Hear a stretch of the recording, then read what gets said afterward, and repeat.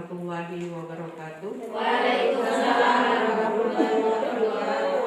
Kami dari tim PKK Desa Asri Mulia akan mempersembahkan simulasi PKDRT. Silakan menikmati.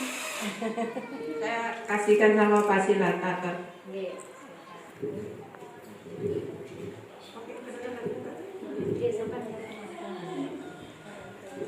Terima kasih. Saya di sini selaku fasilitator. Nama saya Nyonya Nyonya Siti Ramlah, dan di sebelah kanan saya sebagai narasumber Nyonya Mularsi. Di sebelah kiri saya sebagai sekretaris Titin Susilawati. Dan ada pemain pertama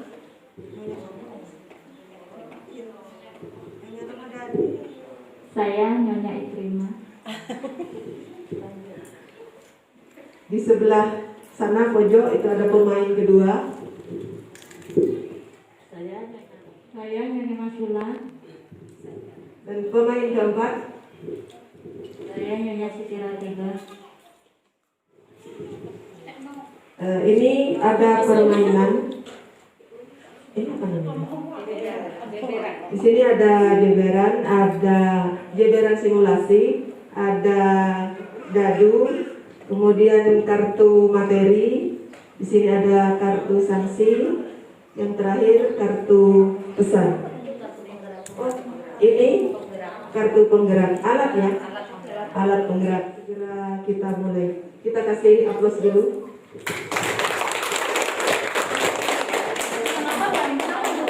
Ada penonton juga bisa sebagai pemain. Kita akan segera mulai. Mulai dari pemain pertama. Monggo silakan dilempar dulu dadunya. Ya, muncul angka 6. Silakan di alat penggeraknya dijalankan. Nah, kena nomor 6 yaitu sanksi. Ini. Silakan dibacakan pemain pertama. Membaca Undang-Undang Nomor 23 Tahun 2004 Pasal 1 Ayat 1. Pasal 1, dalam undang-undang ini yang dimaksud dengan 1. Kekerasan dalam rumah tangga adalah setiap perbuatan terhadap seseorang, terutama perempuan, yang berakibat timbulnya kesengsaraan atau penderitaan secara fisik, seksual, psikologis, dan atau penelantaran rumah tangga, termasuk ancaman untuk melakukan perbuatan pemaksaan atau perampasan kemerdekaan secara melawan hukum dalam lingkup rumah tangga. Yang pertama tadi bacakan. Oke, kalau sudah betul, berarti permainan selanjutnya akan kita mulai. 1, 2, 3. Kenapa itu? Gambar keluarga lagi makan. Makan bersama. Nomor 11.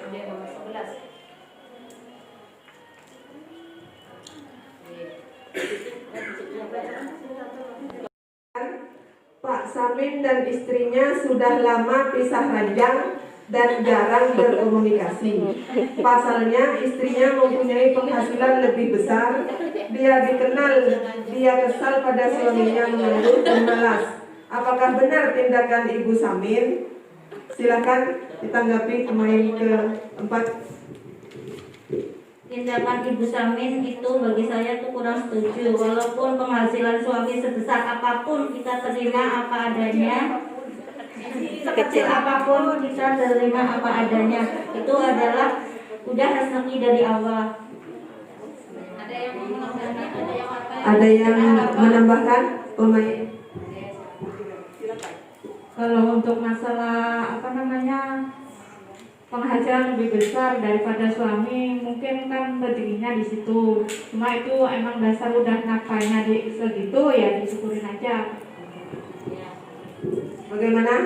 Peserta yang lain kalau ada tanggapan? Menurut saya, berapapun penghasilan suami atau istri, yang namanya rezeki dalam keluarga itu adalah rezeki keluarga. Dan itu rezeki anak, istri, dan suami sama. Terima kasih. Bagaimana? Penonton ada yang mau menambahkan? Silakan. Jadi salah-salah nota apa tuh?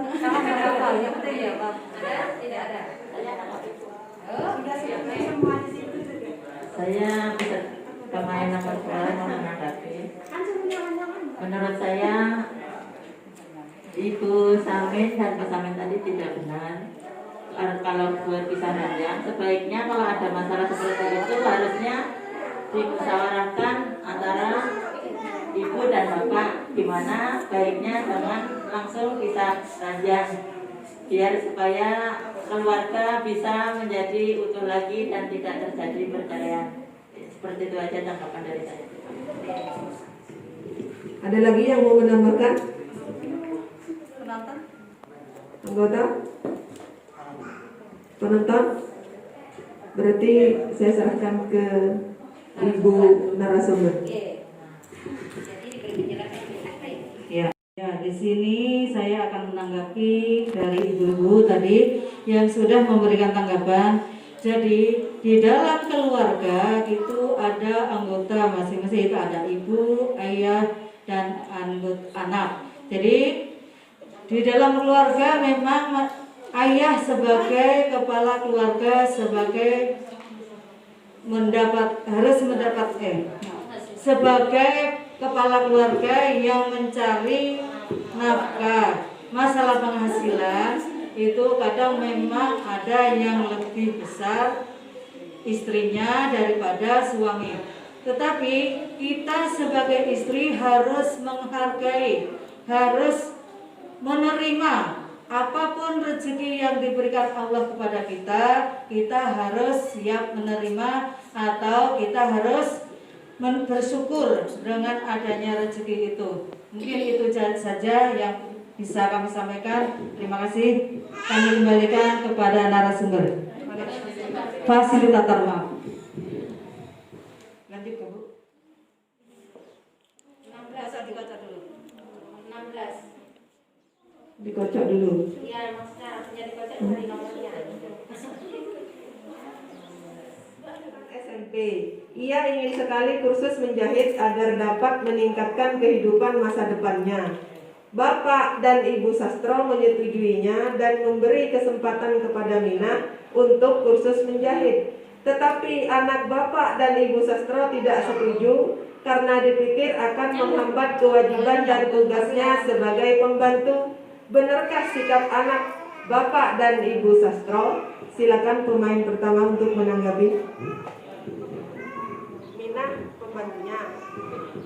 Baik, saya akan menanggapi sikap anak dari Pak Sastro dan Bu Sastro itu termasuk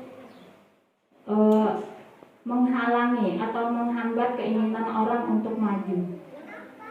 Mungkin itu dari saya. Terima kasih. Silakan. Kalau ada tanggapan dari pemain yang lain. Saya pemain nomor 2 mau menanggapi pemain nomor 1. Menurut saya sifat dari anak dari Ibu Sastro dan Bapak Sastro itu tidak benar, karena setiap orang mempunyai hak untuk bekerja yang lebih baik lagi. Mungkin kalau nantinya bisa menjahit, mungkin Ibu si Mina enggak jadi pembantu rumah tangga lagi, tapi enggak menutup kemungkinan juga si anak tadi takut kehilangan Ibu Mina, jadinya tidak setuju karena Bu Mina mau kursus menjahit. Jadi menurut saya sikap dari anak Ibu Mina ini baik karena dia tidak mau kehilangan pembantunya. Kiranya gitu aja tanggapan dari saya. Lain, silakan. Atau dari penonton? Saya sih kurang sependapat dengan sikap anak tadi. Tapi paling enggak orang tuanya bisa menasehati anaknya bahwa orang itu punya hak untuk maju. Tidak selalu jadi pembantu rumah tangga. Mungkin itu tanggapan dari saya. Terima kasih. Bagaimana Ibu Narasumber? Terima kasih. Menurut saya sudah setuju dengan tanggapan dari Ibu Ketua tadi. Memang saya ingin menambahkan sedikit. Memang betul si Mina ini cuma lulusan SMP.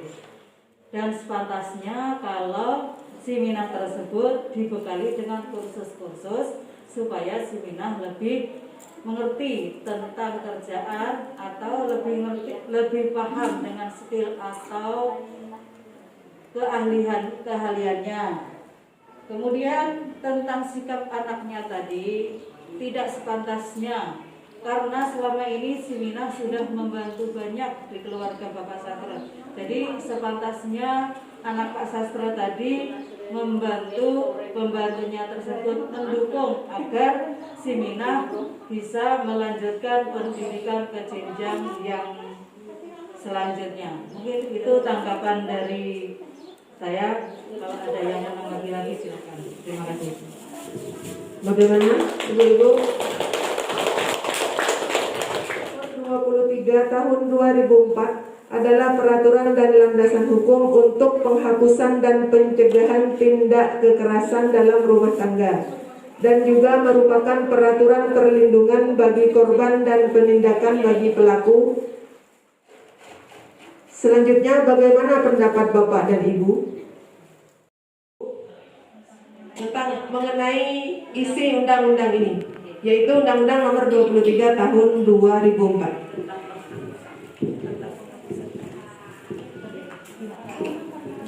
Saya pemain nomor 2 mau menanggapi. Menurut saya undang-undang tersebut memang perlu diadakan karena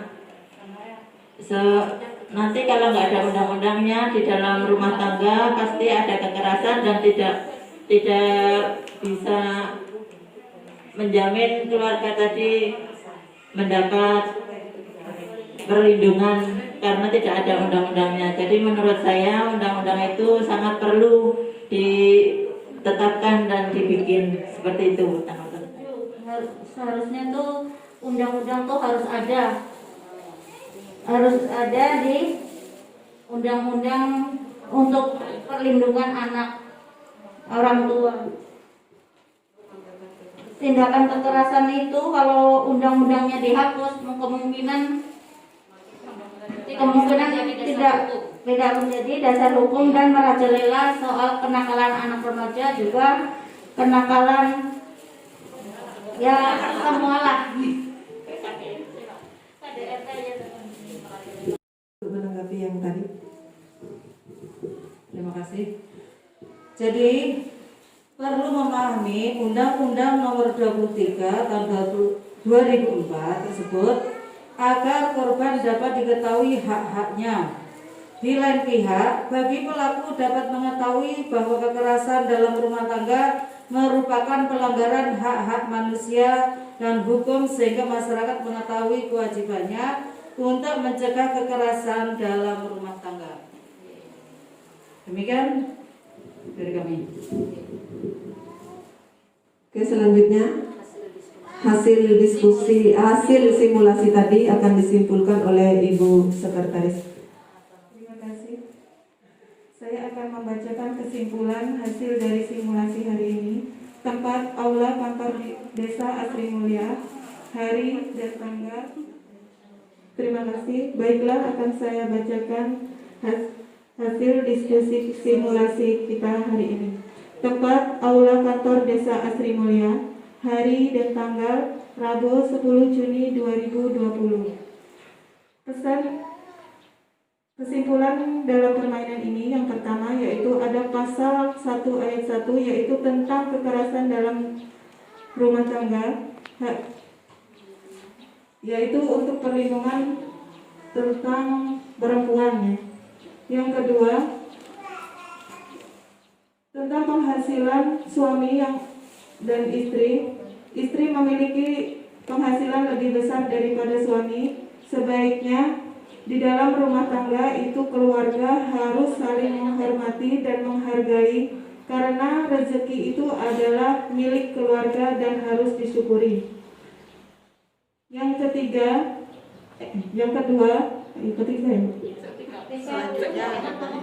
sikap seorang anak yang melarang pembantunya yang ingin maju itu tidak dibenarkan karena setiap manusia memiliki hak untuk maju, apalagi seorang pembantu yang hanya lulusan SMP sebaiknya diberikan pembekalan agar memiliki penghasilan yang lebih baik.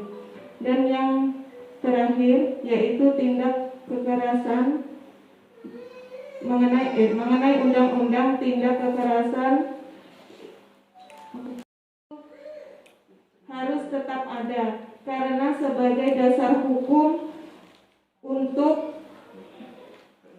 perlindungan keluarga dalam rumah tangga jika terjadi kekerasan dalam rumah tangga.